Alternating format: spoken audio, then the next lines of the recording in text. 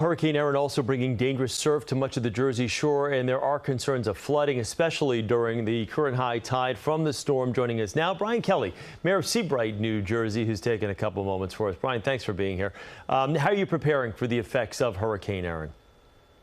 Oh, as we do in the past, we had some internal team meetings with our police department, fire department, OEM, and our ocean rescue. So we basically plan everything locally, and then we also have regular communication with Monmouth County, because the county's pretty helpful in guiding us through the storm. And then yesterday we had a meeting with the governor's office also.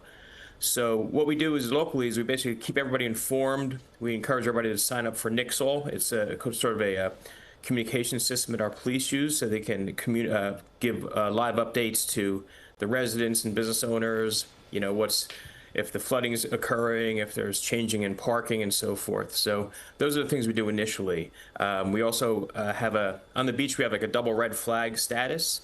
That's been for the last 2 days, so that nobody's allowed to swim out there, and we keep monitoring it, and we keep beach staff on hand too to make sure nobody goes in the water. You know, Brian, not to make light of the situation, but we have joked and Governor Murphy joking about the fact that he doesn't want to sound like the mayor of Amityville and scaring everyone out of the water, but it's got to be very difficult at this time of year when you know your beaches are packed and your communities are packed with not only residents but renters and things of that nature, to have to tell people you got to stay out of the water.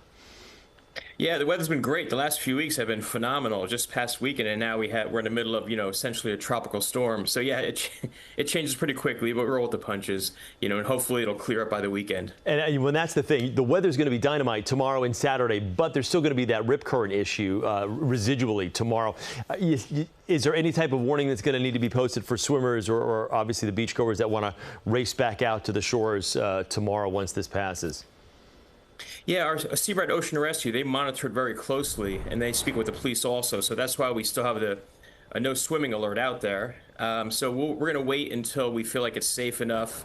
And when the managers and police decide that it is safe, we'll let swimmers know. Otherwise, we'll just monitor it and make sure they stay out of the water. And before I let you go here, what's going to be your biggest concern, especially with high tide now and then again about at 7 o'clock tonight? Are we looking at coastal flooding, beach erosion?